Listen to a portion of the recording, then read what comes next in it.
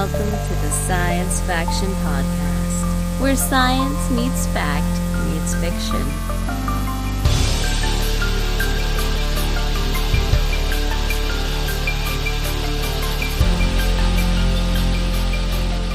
This is Science Faction for the week of June 2nd, 2026. I'm one of your hosts, Stephen Dominguez, and with me tonight,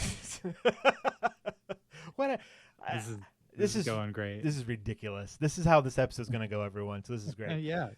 With We'll me, roll with it. Let me fix fix it in pre. No. With me tonight are two individuals that cannot believe I'm going back to Disneyland. How is that possible? I'm Benjamin Daniel Lawless, and I'm Devon Craft.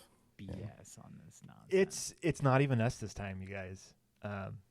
It's my mother-in-law. This was her Christmas present to her grandchildren. That she's going to take the kids to Disneyland. And a few weeks later, my wife called her and said, "What did you mean by that exactly?" Like after she had like custom tickets printed and like made a big hullabaloo about it. And all of her grandkids are my two kids and one other kid who's 5 now, which is great age. So 3 grandkids.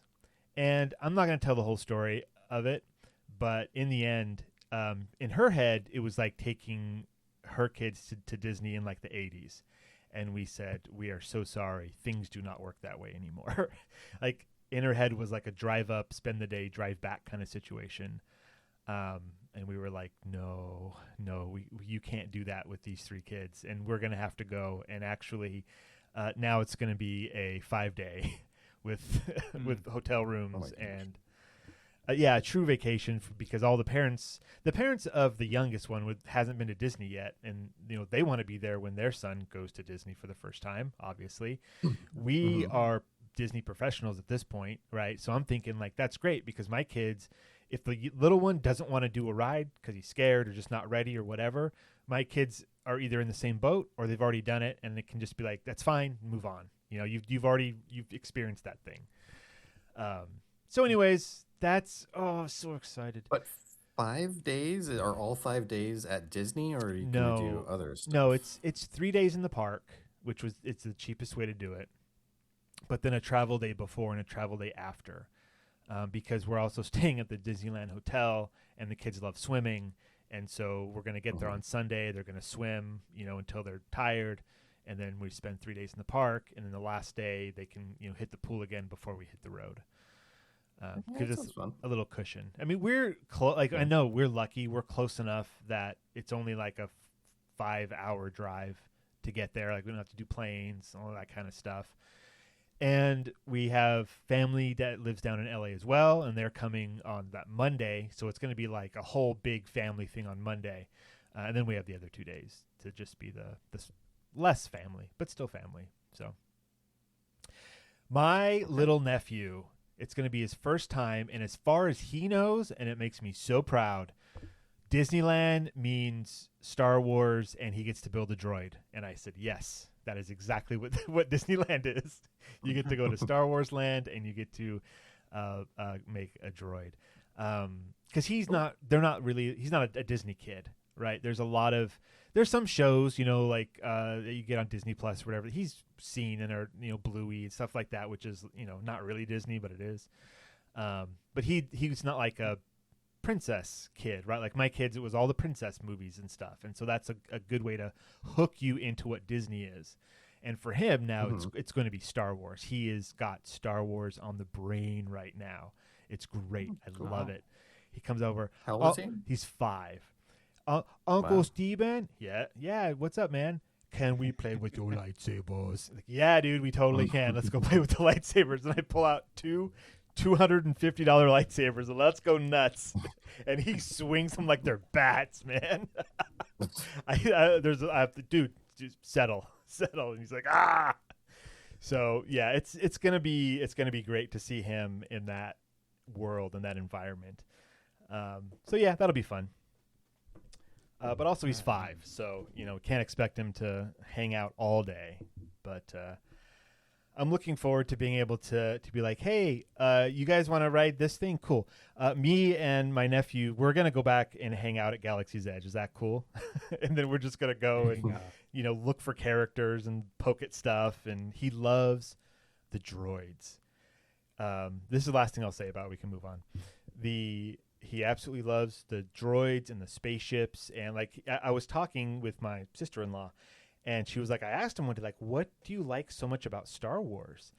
And for him, Star Wars is like all of it. It's the original trilogy, it's the sequel trilogy, it's the prequels. Like, he hasn't seen all the movies. He's seen Star Wars. And then it's just pop culture, and toys and stuff that he's given and, all that kind of stuff. He knows who Darth Vader is mostly. But, ask him about the Clone Wars and he has no idea, loser. So I mean, 5's pretty young to keep track. I mean, getting into something like that makes perfect sense at that age. Yeah. But to like have all the, lore minutia there's in no your way. head, there's way too young. For Christmas, I gave him something that had been gifted to me, I think by my parents, but it was 6 golden books that are the first 6 episodes of Star Wars. And I gave those to him this last Christmas because he was so interested in it, but they weren't sure if he was ready for the books, or ready for the movies, but he kept asking, like, who is this? Or what is it? How are these two characters connected? Like, what's this? What's that? So he knows the basic plot as told through golden books, which, hits all the highs and lows. But anyways, my end point was, she asked him, what do you like about Star Wars? And he was like, well, I kind of like the fighting, but I really like the droids and the starships. And he's like, he's turning into like a little tinkerer. Like, he likes to build stuff and make things. And I'm like, this is going to blow his little mind to go there, be in Star Wars, right? Because that's what it feels like when you're there, especially if you're 5, and then build his own droid. I gifted him an R2-D2 from the Droid Depot at Galaxy's Edge, and he, his little brain exploded, and he plays with it like every day, and that's his favorite. So I get to be like, dude, this is the place, check it out. And I'm pretty excited about that. That'll be fun.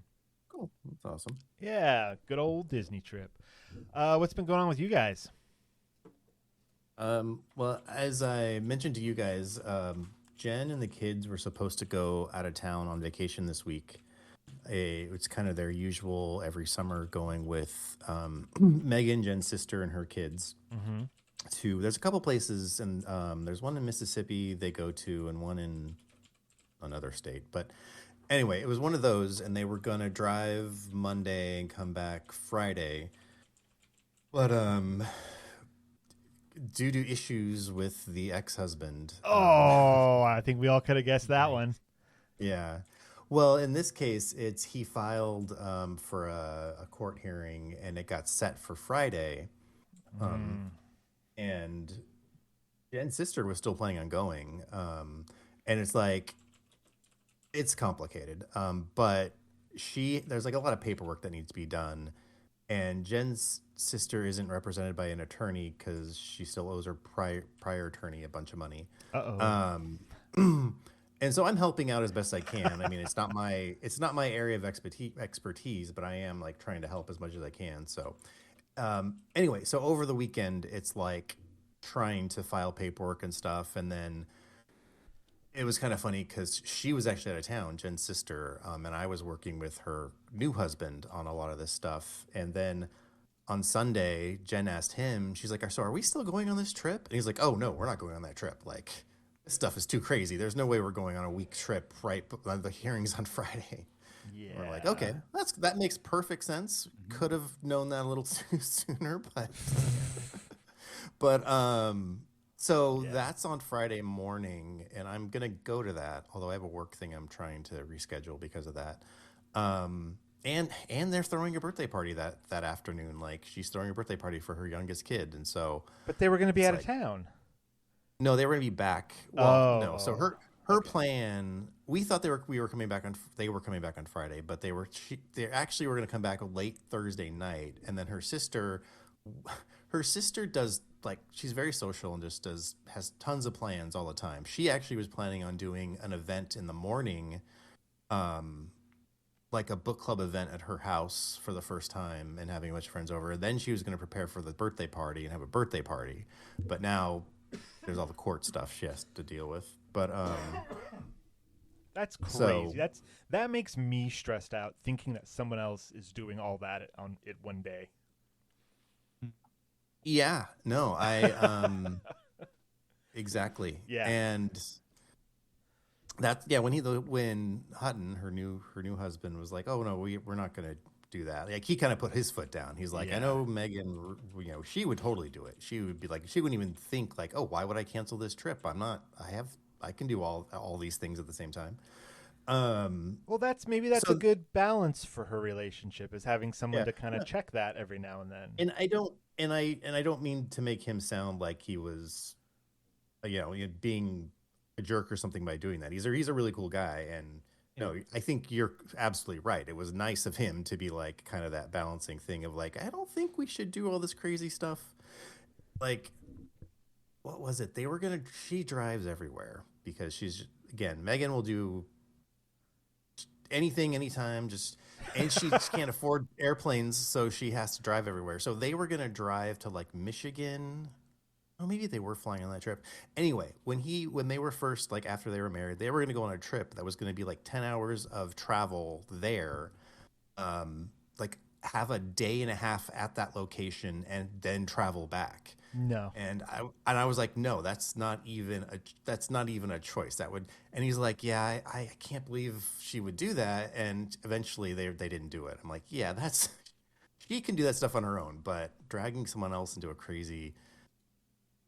anyway. So that's her. So, but also there's all the court stuff to deal with, and like he filed for this hearing, but she had paperwork she had filed a while ago, which never got heard. And I was trying to help her with that, but I was like, well, why didn't it ever get set for a hearing? And she's like, well, I must have filed it wrong. And I'm like, well, did they tell you filed it wrong? And so she contacted the court, and they were like, oh no, it just slipped through the cracks. We just never set it. So those issues are also set for the Friday hearing. Plus, since that was filed so long ago, she's filing new paperwork, a new petition, and because there's new things that have to be addressed. And I don't know what's going to happen on Friday at the hearing, because both of them are now not represented by attorneys because they can't afford it. It's going to be a shouting match is what it's going to be. Well, there's a judge there, so he's not going to let them do that. But he's going to do the hammer, hammer, hammer, and they're going to shout, shout, Yeah. shout. It's going to be great. You should film it. And there's a lot of stuff that they do need addressed, and I do think I think ultimately she's going to come out of it with having some things changed for the better that she really needs. Not like extreme stuff that would be good, like having less time with their father, who may not be the most responsible person, but the J6er? No, yeah. yeah, Yeah, he's I not a gotcha. J6er. That's That's Jen's dad. That's Oh. Jen and Megan's dad, not her ex-husband. okay. I got confused. I'm sorry. Which used to be, I would be kind of worried of identifying him, but now identifying yourself as a J6er means you're eligible for a bunch of money. So yeah, so not really. That I appears know. to be off the table. But it was crazy that it was even a possibility. But so like anyways. one example of what she wants changed is now that she's remarried, her new husband also has a kid from a prior marriage, and they also have the same standard agreement for custody. And so when Megan and Hutton have the boys from Megan's prior marriage, on those weekends they don't have his daughter. And so it's actually rare that all the kids get to spend time together, and they love spending time together. Like it's actually kind of crazy, like how they all like just get along and everything's cool. Yeah. And so she's asked to like switch weekends, just like during the school year, like just switch the weekends we have the kids. Like it's completely equal. He doesn't gain anything or lose anything, but he has said no the entire time just because it's something he can hold over them. Yeah. And power. so It's a power thing. that kind of thing, has to be an easy change. The judge is going to be like, there's no reason not to do this. Of course, we're going to make this change. So that'll be like some things, little things like that. Although that's actually not that little considering what the outcome is.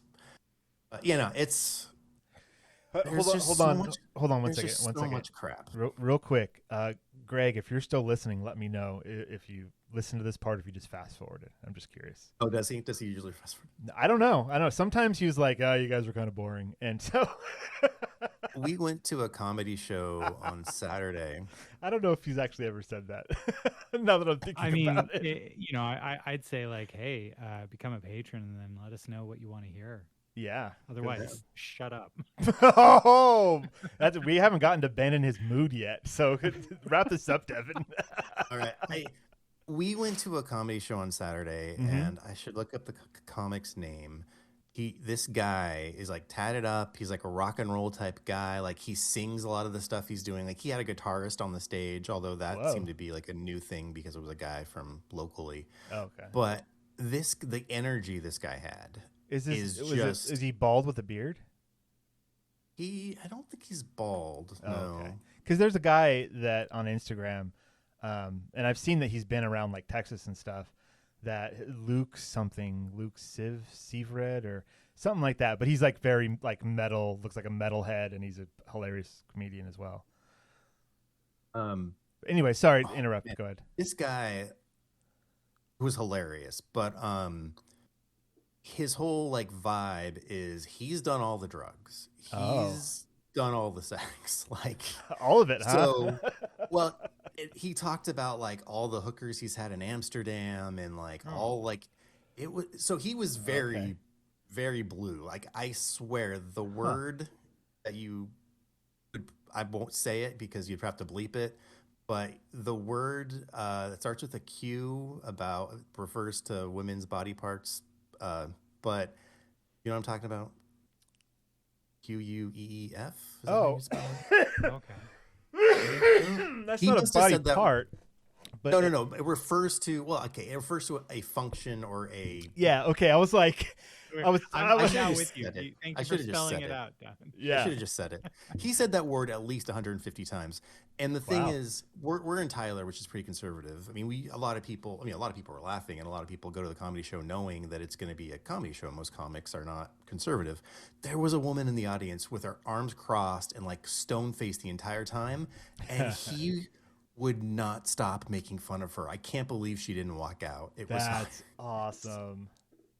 Asking her all kinds of like sexual questions, and like it was a good time. It was less of a stand-up set where he had like set things he was gonna say, and more of just like getting together with like your funniest friend who's just like the life of the party and just like makes fun of everyone and tells crazy stories. So That's awesome. it reminded me of Greg, not so much in the like the energy of his personality, but in the like the types of stories and like his life experiences seem to be similar to Greg. So that's what it reminded me. Every And he now kind of and looked like then- him.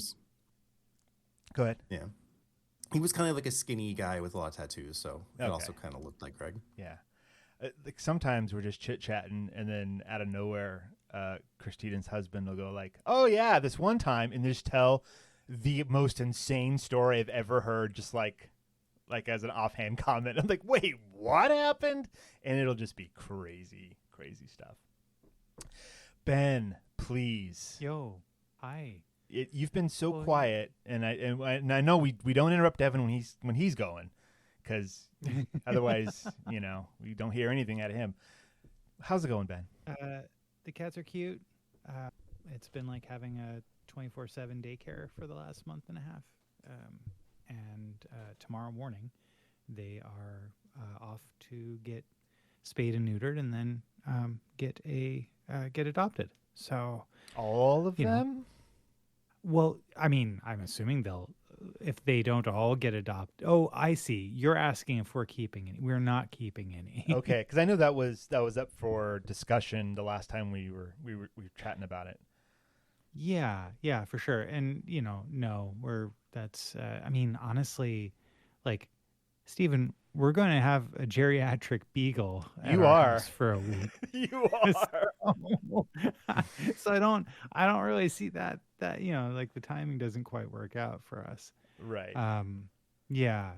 But anyhow, I was uncertain about whether or not I was going to be on the show tonight because I had invited correspondent from across the field, Matt, to come over and hang out with the cats and have some dinner tonight. And I was like, I'm not sure, like, do I want to spend the rest of the evening with the cats and just kind of hang out with them and, snuggle on them?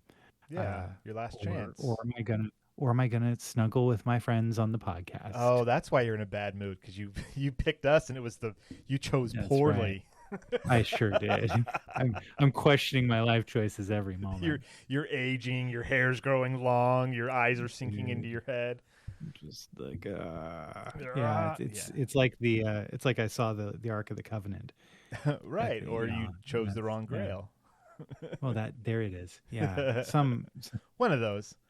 Some Nazi thing. Don't worry about it. But yeah, so we're but they're cute, and I mean they're little fuzzballs, and like it's been crazy seeing how much their personalities have developed just in the last week. So yeah, like you got one of them through Cisco. all the captains and tell us their defining traits. Yeah, sure. So Cisco is probably our favorite. He's the most adventurous. He'll follow you anywhere and just wants to be by you. Like he's just like up for whatever. He like you pick him up and he immediately starts purring, and but then like he'll run around and he'll be a little bit of a mischief maker, and so he'll like attack a lot of his siblings. Janeway is a big before we move on. I was gonna flex my Star Trek knowledge. How does the cat feel about baseball? I have not introduced him to baseball yet, but I'm sure, I'm sure that. I'm trying to. Buck Bokai is definitely his favorite baseball player from the mid 2060s. Of course, for sure. Of course. Janeway is a little snuggle muffin. She's, she will cuddle up with you all the time, and she's really sweet. But she's also a drama queen, and so whenever somebody is attacking her and somebody's playing like one of her siblings is playing a little too rough, she will just start howling. It's like, are you dying? No, you're just annoying. Okay. Kirk is the little runt. He's the smallest one, and but he's really kind of become very sweet recently too. Like it used to be that he would run away from me a lot, and but now he's really sweet. Picard, he's okay. I guess. He and I just no one's ever said that about a Picard ever. Well, no, we saw season 1 and 2. Never mind. Right? Yeah. But then there's Archer, and he's just a weirdo, man. Like he's got huge goofy ears and is lanky, and he's got a lot of growing up to do. Anybody who likes water polo is got to be somewhat strange. Yeah. See, ain't that the truth? I think Archer you could keep around and would be okay with the Beagle. I think. Possibly. Yeah. I mean, I imagine that we get cats in here and you bring the Beagle in, and it's just going to be very loud. I don't think that your dog's going to hurt anybody, right? But it's just going to be like, I think she doesn't know what's going on. I think Steven does deserve points though for that reference. Thank you. That's pretty good Star Trek knowledge reference. It's an obscure corner of Star Trek with a very specific animal. So I think I get double points for that one. Yeah, that's pretty good. Dang. I didn't even catch it. I'm so tired. He has a Beagle, right? And he has Porthos. Yeah. Porthos. I couldn't remember the name. Porthos. Yeah. Yeah, one of the Three Musketeers, right? That's what that's from. Yep. Sure. I don't know. Yeah. Yeah. But so like aside from that and all the work, I recently came across this video game system called the Wonder Swan from the 1990s. Have you guys ever heard of it? Wonder Wonder Swan? No, I'm clicking on your Yeah. link to see if I recognize anything else. Nope, have no idea what that is. So it was Japan only, essentially. well, So that's that's why. probably why. But it was tremendously popular in Japan.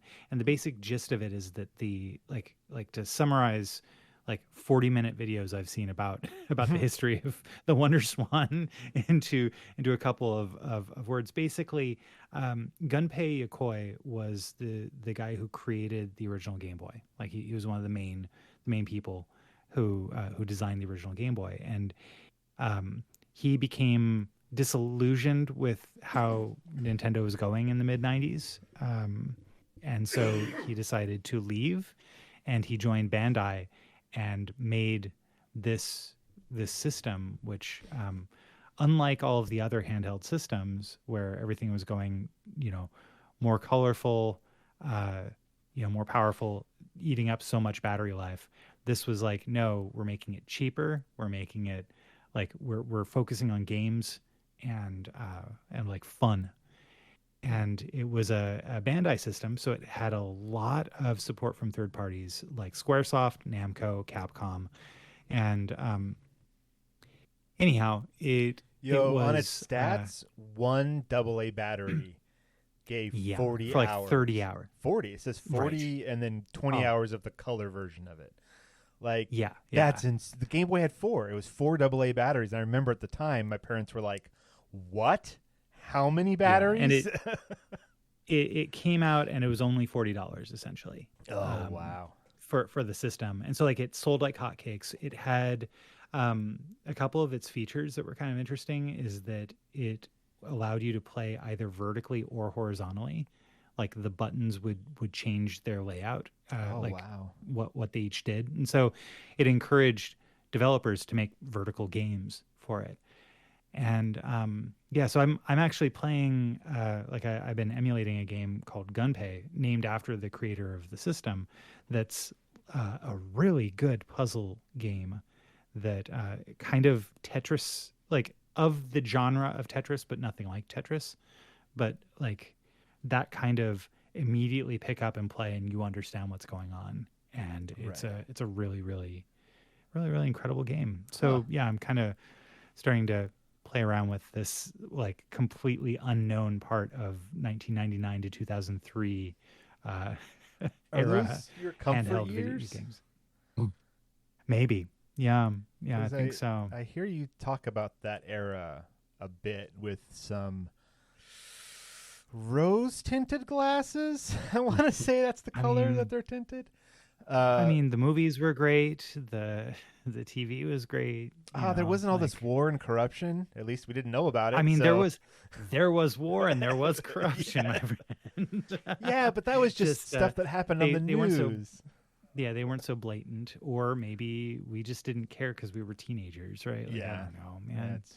Who knows? And now we're not. We can't unsee what we've seen. That sounded so ominous. But that's a title right there. yeah. I mean, I'm sure we'll get to it sometime when we're talking philosophy, but like I've been thinking a lot about like for example, religions that specifically say that like knowledge is the path to evil. And knowledge? Yeah. So for example, sounds like someone trying to keep a secret. Judeo-Christian, like, the background, it was the fall from Eden was the tree of knowledge, the tree of, like taking a fruit from the tree of knowledge of good and evil. It wasn't necessarily doing evil, but knowing about it, right? Mm-hmm. and so it's interesting, like as I've been looking into Eastern religions such as Buddhism, and the focus on like knowledge being like the thing, letting your experience be your guide in a lot of ways. And so it's a fascinating sort of inversion of, however you've got like your cultural baggage that's attached to any of these things. Like just that kind of philosophical starting point of, of knowledge being evil, or is knowledge the path to the good, right? Like, That's a good It's question. kind of the same anti-intellectualism that's in our politics. yeah, And it's no surprise that the side that is anti-intellectual is the side that's most closely associated with Christianity. mm-hmm. But Yeah, trust. So weird. Ah, All right. mm. Good job, real life section. That took half the show. Let's We move did it. on. We did it. Tune in next week to see if Ben is cracked or solved religion. Either way. Right? I don't know, man. Yeah. All right. Well, now it's time for the time where we do future or now. No, Stephen. I see a whole lot of fun stuff. Let's talk about fun stuff. Oh, okay. Yeah. Shall we talk about Blue Origin's New Glenn rocket that blew up? Yeah, That's let's talk about that. That thing blew up good. It really did, you guys. So, yeah, recently, just since last week, the New Glenn rocket, it blew up, and it was, thankfully, nobody was injured, which, like, given the size of it, it's, it's kind of like, but, sorry, it's still tremendously catastrophic because of what it means and how much it's setting back, like, the rest of the plans that NASA has for the moon base. So, and quite a lot of other things. in terms of because of its failure or because of the explosion, like, broke a bunch of stuff? The explosion did basically really damage the launch pad there. Okay. And so there's that. So I mean, like, launch pads like that take years and hundreds of millions of dollars to build. And really from the footage that we see, like, oh yeah, that's big, but you don't understand the scale of the lightning towers that are used to house these rockets. It's kind of difficult to comprehend unless you've climbed one of them. Blue Origin does not have another launch site for New Glenn, and so they are currently doing preliminary work on a nearby pad, and also considering developing another site at Vandenberg Space Force Base in California. Hey, we know where that down is. the road from us. Yeah. Yeah. But so building or finishing a new pad is going to take at least a year. And even with Jeff Bezos' nearly infinite resources. Yeah. So probably closer to 15 months. Now, you might be wondering, like, what's the big deal? SpaceX has a bunch of rockets that blow up all the time, and everybody's, like, super happy about that because, they're, that's all the scientists are like, oh, well, we learned stuff from that. Well, this Blue Origin took a way more traditional design route with New Glenn, as opposed to SpaceX's iterative design. And so the New Glenn first stage had performed nearly flawlessly during its first 3 flights. It's a mature design. And so they were planning on beginning near monthly launches of the vehicle during the second half of the year, serving NASA, Amazon, a bunch of other, companies as well. And there's probably a lot of packages that got delivered to the International Space Station. They've been waiting a while for those things. That's true. I mean, you get Amazon Prime next day shipping, and then the rocket blows up. This box was just labeled air. Like, what? So, yeah, we're like, it's a lot of, Artemis program and the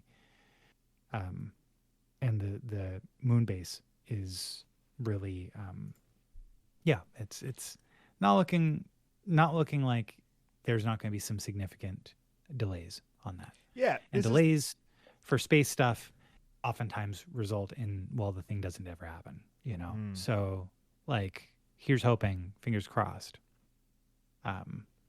Yeah.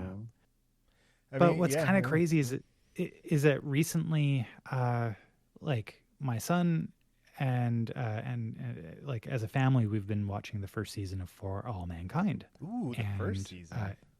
the first season, which has a lot of things that are happening right now in that season, such as Yeah. like one of the rockets explodes, and like unfortunately in the show it kills several members of the like in the show, several not cast members but characters in the show. They have a moon base. Apple is really realistic when they make their shows. The cast members are like, "Nope, your character died. You're out. Sorry. It's method acting to the extreme." Didn't you read Yeah, the terms of well. service? Like you signed up for this years ago. Right. Yeah. How do you think we were paying for a new phone every year? Like, come on. Have you man, seen but- the new season? Have you finished watching the new season of For All Mankind? Yes. Okay. Yes. No. Not with my son yet. Oh, okay. I caught up the other day, but I think did the finale just happen? Yeah, the finale Friday, yeah. launched. Yeah. Okay, so I haven't And, seen the finale. Okay. Okay. Well, I will tell you, this season has not impressed me much, but I really liked the finale. Okay. That's me much. Yeah. So the Now- first season with your son, how's that going? Yeah. Oh, so good. Like, okay, it's reminding me how amazing the show is and how much money they put behind it. Like the production quality in it in the first season is so vastly different than in the fifth season. Now, that's not the case for the first episode of Star City.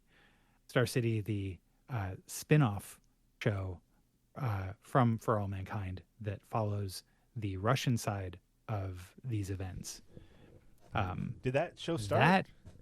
Yes, and that is where all their money went, obviously, when you watch the first episode. Okay. They like everything from just like the feel and vibes of it. At least I haven't seen the second episode. They released the first two together and we watched the first one. And it couldn't, I mean, same events, however, couldn't be further in terms of vibes, from Soviet Russia, where everyone is under an oppressive regime while also trying to do their best to get to the stars. Hey, they got there first. So it's all smooth sailing from here. Nope. Well, I mean, that's the show. But what we know is that the Russian side of things is persistent throughout the series. So they can do their side of it for The whole show. Like for 5 or 6 seasons, whatever For All Mankind's going to be, if they wanted to. I'm definitely curious because there is a lot, especially in this 5th season of For All Mankind, where there's a lot of stuff happening back on Earth that, specifically in Russia, that you're hearing bits and pieces of, but not, getting the whole story. Right. So perhaps it will be, in the 5th season of Star City. I mean, the other thing they could do, which would be interesting, is if they take the first season to kind of mirror the first season of For All Mankind, but as we know, after the first season, there's a time jump. Even within the last couple episodes, if I remember correctly, the time starts skipping forward a bit. But if on Star City, they could just keep the time linear and then fill in the gap, which would be like 10 years. And so they can just, as long as they don't go against anything that happens in the future, they could do all kinds of stories, on that side of things. Yeah. I thought you were going to kind of say the opposite. I thought you were going to say they could catch up to where For All Mankind is now, quicker with time jumps. Oh yeah, maybe they could do that too. Yeah. So, sure. anyhow, it's like, Devon, have you watched Star City? I haven't yet. No, I do want to, but I haven't. It is immediately a tremendously tension-packed show. Like it is, it is firing on all cylinders right off the bat, and it was really good. Yeah, especially its cinematography was just incredible.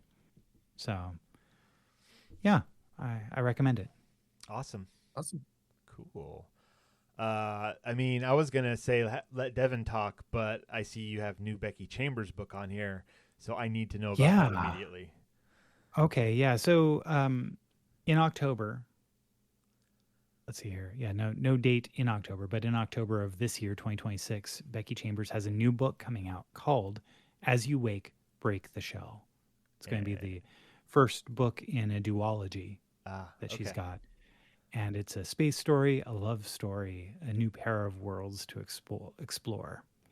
And so, yeah, like it's about alternating timelines, where different, the same planet in different timelines. Yeah, it's but like, so here's a little bit of the synopsis. Life on Fortune is hard. The atmosphere is poisonous, the planet hardly fit for life, but for its inhabitants, it's home. Pilot Cora suffers from a rare and dangerous condition brought about by her bond with Colibri, the alien animal she pilots to quarry vital water for the colony. If Cora seeks treatment, she risks losing her license and her connection to Colibri forever. Then she meets Signy, a brilliant but reclusive botanist whose bioprinted medicine is the only thing that can save her.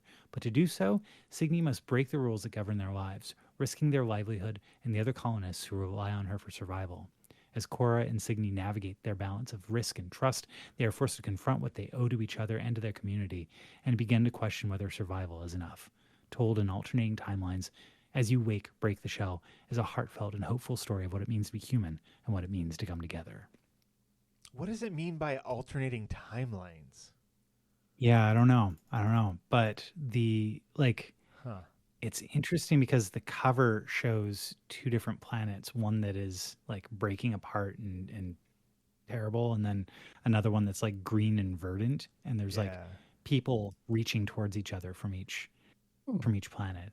It's Well, crazy. I mean, Great art. If her writing stays consistent, which there's no reason to think otherwise, sign me up. I'm gonna buy this. Yeah. I'm gonna read it or listen to it or whatever. 100%. Yeah, it was interesting. It was cool because I was so at work we've got like a little like culture club chat going on, and so they mentioned like, hey, this is Pride Month, and we're in June 2026, and so it's like, hey, link your favorite LGBTQ plus author or musician or whatever, and I was like, Becky Chambers, Yeah. like one of my favorite authors, and so it was cool to be able to find a way to say, hey, here's a really great artist, you know, and check. I mean, regardless of the other stuff, right? Like that's great Right, that you get to promote her but like, right, these are just good stories. She's just a yes, great absolutely storyteller. incredible. That's Yeah. That's so awesome. So Yeah. All right. Well, Devon, I mean, you put For All Mankind on yours. Was there more that you wanted to talk about with For All Mankind, or did we cover it? I was thinking about talking about the finale, but we can wait since you haven't seen it. Yeah, I'd appreciate that Yeah. because I think I watched like 4 episodes in a row last week, and so like I really got it all jammed in there, and then I didn't know how many episodes there were going to be. So yeah, I'm excited to see what happens. No problem. But I have not caught up on The Boys at all. I know they just had a finale. Yeah, we are 2 episodes. Oh, like we have 2 more episodes left in the season, the last season to watch. You finished the last season though? No, I haven't watched correct? since No? the second season. I think not because I didn't like it or anything. Just I kept forgetting. Yeah, no, I've got a lot of Boys to watch. Yeah. Okay. Well then, I'm not sure. Not No, sure you can. what I could say. You can spoil stuff for The Boys because I don't know when I'll get a chance to watch it. So Yeah. go for it. What I would say is I am enjoying this season as much as I've enjoyed pretty much every season. I've seen headlines about this being a terrible season, which I haven't read the articles because I don't know if I'm assuming a lot of that is the same thing from the last couple seasons where it's been people who are conservative who liked the first season or two, and then the more it got like clearly making fun of Trump and MAGA and Yeah. all the crazy political crap. Wait a minute. You're making fun of us. Which they have not let up on at all, Oh, which is great. good for them. And this season, the whole, because it's the climax of the entire show, because of the last season, Right. Homelander's still around. You know that from the previews, if Sure. you've seen any previews for the season, and you probably know from any of the previews that his big thing in this season is he essentially decides or has an epiphany that he is God, and so there's the new Democratic Church of America, and he is their God. Like they literally make a Whoa. Bible. They like there's a whole song when they're introducing him as the new Messiah. There's a whole song about how, oh man, what was it? It was like Jesus only turned water into wine, but Homelander can do, what's something much greater, they explain. But basically, to the extent they're even putting down Jesus to promote Homelander. So it's hilarious. And then there's with the characters. And did you see the season with Soldier Boy? I think that was the third season. Yeah, I remember Soldier Boy. Okay, he's in this season a lot, and that's interesting. But because he's like the Captain America analog, like the old, but like not Captain America, but kind of the old school, the old guard, if you will. Yeah, he's still very much that. But Okay. I think it's just as good as the other seasons. It is a lot of the same when it comes to like character conflicts, but still done well enough for it's entertaining, and still they are finding ways to shock, with grotesque and crazy things that can happen. I feel like every season they try to one up themselves from the last season.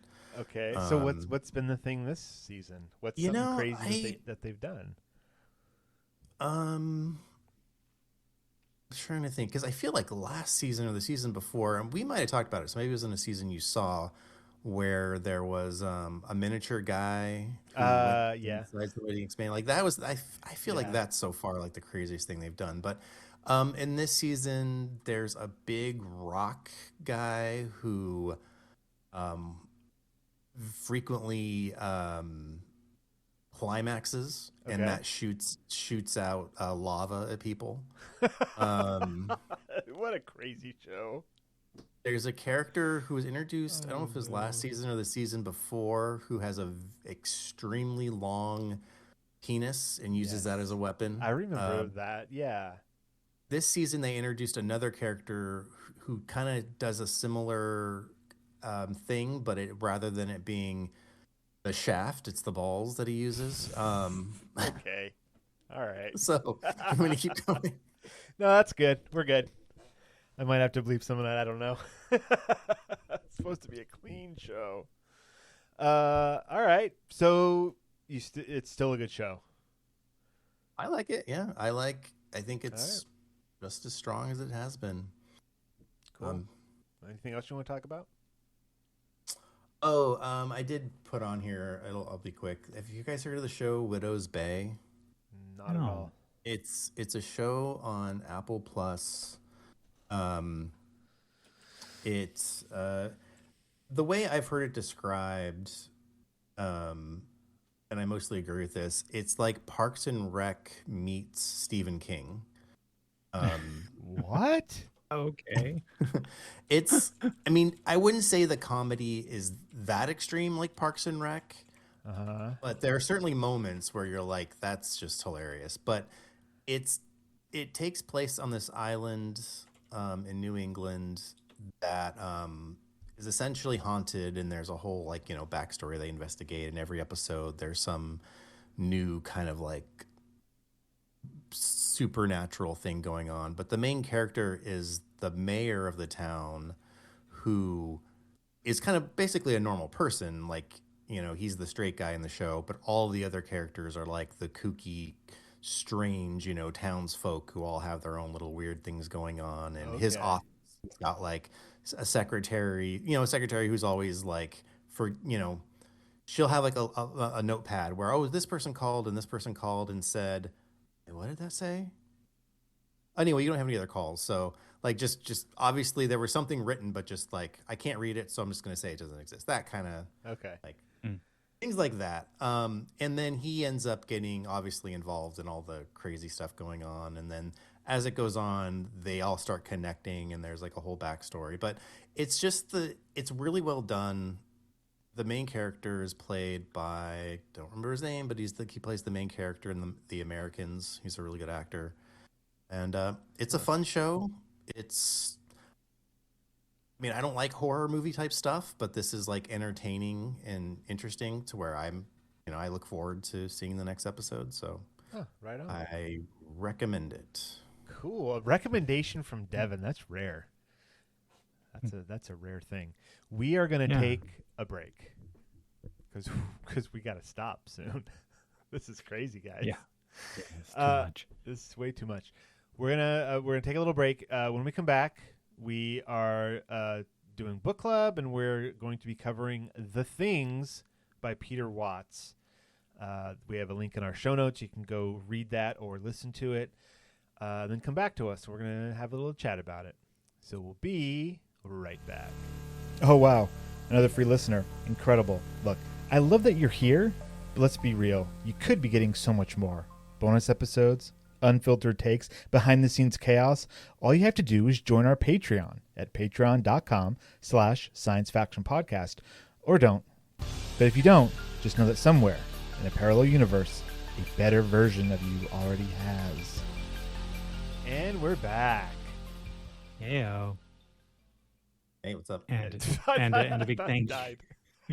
I think he does this on purpose. I think he does. What a jerk. Yeah. Who, me? Yeah. You... What did I do? Maybe it was Discord. There was such a long pause before you said hi that it was like You were like, you're "What's doing this on up?" purpose. Well, I don't know when Ben's done. Like you said, you always introduce us, and then Ben usually always goes first, and then I don't know when Ben's done. So I'm like, is it my turn now? I guess it is, and so I have to wait to give him time to do whatever he's going to do, and then I awkwardly say hi. Fair enough. I think it was a Discord thing, but fair enough. And a big thank you to our patrons, Renee and Josh. Welcome to the old men bickering podcast. Come pay us for extra, please. Those clouds, those dang clouds, man. Oh, man. But so next week we're going to be reading a story called "The Stars Look Away from This Vessel" by Dave Ring from Lightspeed Magazine. You can listen to it. You can read it. It's 1,500 words. So like. I mean, you if you're dealing with ADHD, maybe maybe it's tough. But I don't know. You can do it. I believe in you. How tired are you right now, Ben? I'm so tired. I can tell. like oh my gosh. But the show, as they say, must go on. This week, though, we got The Things by Peter Watts from Clark's World magazine. And, it's, Devon, I gotta say, like, you really hit the nail on the head when you were texting us about it. This is just The Thing. Yeah. Like the film, The Thing, right? 100%. I haven't seen The Thing, but as soon as I started listening to it, I'm like, this sounds a lot like what I've seen or heard from that movie. And then I looked it up, and I'm like, yeah, that's exactly what it is. This is Devon's text. Not sure if you guys have read the short story. I've read some. It appears to be a retelling of The Thing from the alien's perspective. It's cool, but I haven't seen the movie.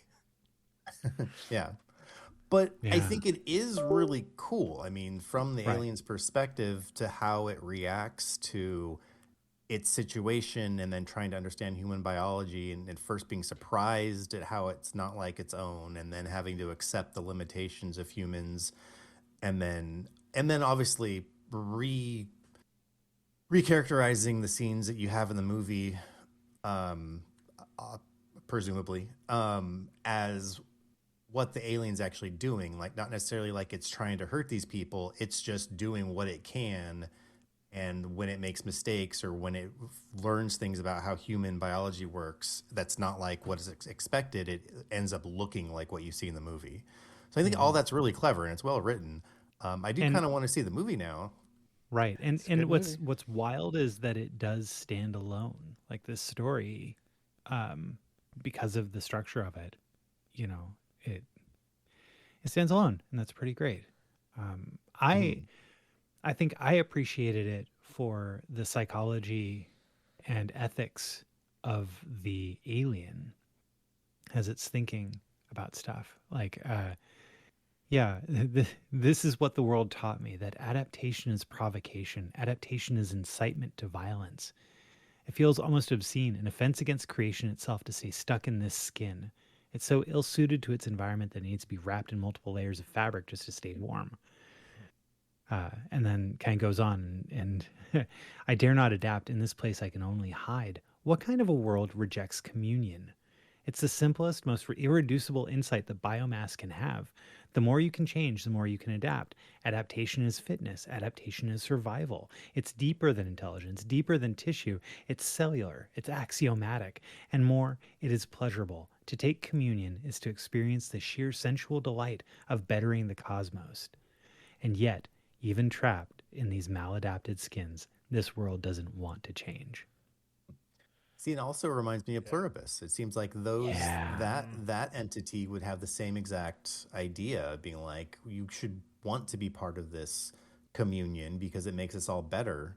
And of course, humans, we don't see it that way necessarily. Right. But yeah, Well, I mean, it's wild because from everybody's perspective, whether we're talking about a hive mind or an individual, we could not grasp the the comparison of one to the other and what it's like to be one or the other, right? Like I could not know the joys of the hive mind. They could not know the freedom of individuality. Like by their very nature, they cannot know.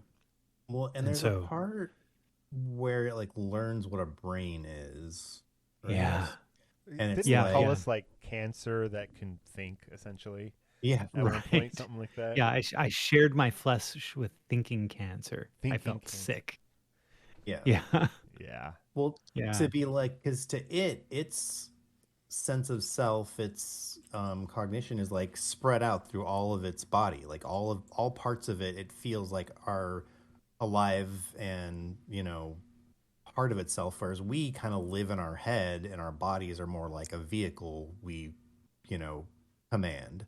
And Right. so yeah, to it, that's like the strangest thing. Like your whole body's alive, your whole body is you. It should all have the feeling of self and the feeling of consciousness. But to us, no, that's all just in one place. And yeah. so it's like, yeah, And it says I had found the ghost in these machines. Like, yeah. yeah. There's a lot of good Wow. prose in this story. Mhm. Yeah. Well, if you like it, he's a really good writer. I recommend reading Blindsight. Okay. Just FYI. Nice. So So you picked this because you recognize the author, Peter Watts. Yeah. Yeah. Yeah. Cool. Yeah. Well, So- Blindsight is what kind of got me into reading all about like consciousness, because that book is also one of its big themes is, does intelligent life need to be conscious, or can it just basically act on it on pure instinct and not have to have any self-awareness? That's one of the many themes of the book, and also that's why that book happens. Like it says in this, but Blindsight is used at universities for neurology classes and philosophy classes. Wow. Oh yeah, Blindsight is a core text for university courses ranging from philosophy to neuropsychology.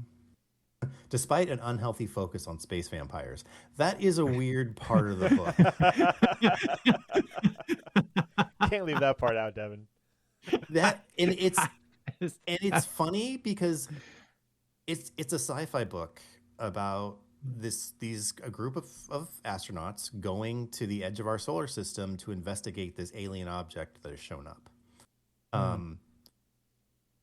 And just because this is the way the world is in this book, vampires exist and have existed like throughout human history, and even like a member of the crew is a vampire, and that's just like known, and they deal with it. It's like, yeah, he's a vampire. He has to drink the blood we brought, so that and it's just this crazy addition to the story. Is there any other point to it but just fun? I'm sure there is. I don't Okay. recall it off the top of my head because he definitely provides like his unique perspective on the events, and so I think there is. Okay. Yeah. All right. Well, But yeah, Right on. if you like his writing, I would read more. so going Nice. back to the like- things Mm-hmm. quickly, I have watched The Thing a lot. I'm one of those people that likes to go on internet deep dives about certain movies, and that's one of them. As a movie, it does a lot of really cool stuff. Oh, good. I can watch the 2011 version. I'm sure that's better. Oh, That's one of the other things. Steven died inside just now. That's one of the other things I know about The Thing is that this version like used a lot of CG, which took away from like the realness of I mean, so here's the original was known for its special effects, I think, right? yes, Especially yes. being from '82. Groundbreaking special effects. So what hurts so much about the 2011 The Thing, one, it's a prequel of sorts, but two, they had amazing models and animatronics, special like live action special effects. They created these amazing things and then later replaced them with CG. Like that's the part that hurts. You see the behind the scenes stuff and you're like, that looks incredible. And then you see the shot from the movie and you go, that looks like crap. And there were some reasons for it, but it kind of comes down to, if I remember correctly, that they just weren't shot that well with the camera. And so like it was a failure of not the models being good. It was that they weren't used properly in the shot. And so it made more sense that they'd have to just, to make it look good, they'd have to just replace the whole thing with CG.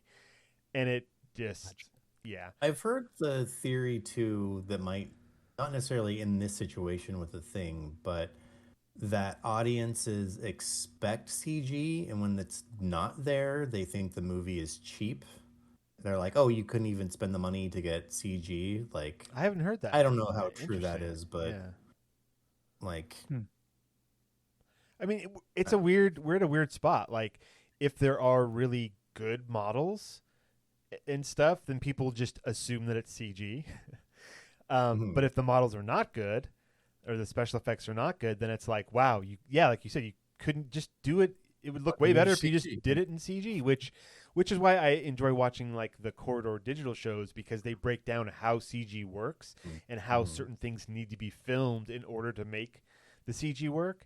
And you really need a director that understands how computer graphics work, like how you need to set up a shot, the amount of data that you need to collect while filming to then afterwards give to the effects department so that they can properly do the effects. Like there's a lot of back and forth, and whenever they review something that is poor CG, they're like, oh, here's where it failed. Like they can tell like at what point in this pipeline things went south just because of how it turned out.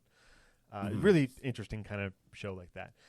So yeah, the 2011 Thing, and it's even kind of referenced in this story because, and same was in the movie, there was a Norwegian base first.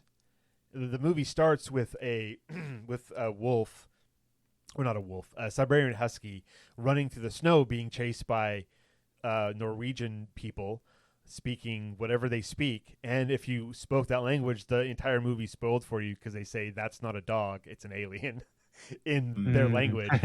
But like the story that's told is that something happened to their entire base, and that's what the 2011 thing is that the story of that. Because then in the thing, they go to the base and like look around and see a bunch of crazy stuff. Like there's a well-known shot of like an axe just like punctured into a metal wall, and you're like, how did that get there? And then the 2011 thing has to show the story of how the axe got there. So it's that kind of movie, and you know, kind of so from what I hear. But the original one, amazing. It's a wonderful kind of whodunit because you don't know who's infected and who's not. And reading the story, actually I listened to it this time. I was painting Ewoks while I listened to it. It was great. I was having a sci-fi moment. I had to pull up the IMDb for the thing because the names were familiar, but I didn't know what face to assign them, which actor.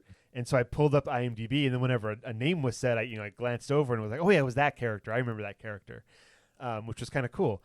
And it really did bring a whole different dynamic to that story, seeing the intelligence behind the thing, this alien.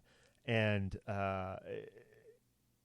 it's a fantastic companion piece. Like I get the same vibes from this that I got from was it the Time Ships, which is the quote unquote official sequel to the Time Machine, written by Stephen Baxter, where it's like, oh, this is building on and using what came before to tell its own story that's still connected, but it's its own thing, and that's exactly what this was. It's its own thing, no pun intended, but it's really, really good. And to get into this alien's head, or its entire body, I suppose, because to say its head doesn't make any sense, and just how it perceives our world and how it is attempting to understand our world, and how it's like, oh, now part of me is going to have to break away and go hide, and now I'm going to have to be this person and then kill this other part of me because to keep this other part safe. And like, it's incredible. I'm really curious now, Devon, when you watch The Thing, because now you have to, how this story will inform watching that movie. I'll be interested to see all that. Yeah. Right. Yeah, I do want to see it. So I'll see if have your sister-in-law drive you over to California. She likes driving. Have her drive you over. And then we'll watch it. I've got it on Blu-ray. We'll watch it. We'll make a night of it, and then she can drive you back. No problem. She likes making trips like that, right? Exactly. Yeah. You think that it would be cool for a 13-year-old to watch? Okay. The effects are really good. They are nauseatingly good at some points, and they're surprising as well. Okay. I do not think there's no like zombie stuff, which I know is like his trigger. But at least it was at one point. Right. It's rated R. Yeah, it's not. I would be cautious about it. Some kids can handle that stuff no problem. Others are more sensitive to it. As his father, you're gonna have to make that choice. Okay, so is it a sequel or a prequel to Where the Wild Things Are? Yes, it's actually both. Oh. You got to watch. You have to. They actually sync up if you watch them at the same time. We got to stop. We're done. I mean, I've seen Stranger Things, so I guess I got to watch The Thing. Okay, got to move on from that. I recommend reading this, especially if you've seen The Thing or you remember seeing it, or if you're a huge fan of it. This only adds to the experience. It was very well written. I want to read more things by Peter Watts, so I give this one all appendages up is what I give this one. Nice. Yeah, same. All right. Devon, do you have any final thoughts for us? The only thing I want to say is that the comedian I was talking about earlier, his name is Josh Adam Myers. Okay. So, check him out. I recommend it. Adam Myers. Josh Adam Myers. I keep on wanting to say Atomizer. Atomizer. I wonder if he ever gets that. Like, if anybody has ever... People used to call me the Walrus. is my last name. Children are cruel. Ben needs to go to bed. So, Ben, yeah. do you have any last words Yeah. for us? 3 conspiracy theorists walk into a bar. You can't tell me that's a coincidence. Good night, everybody.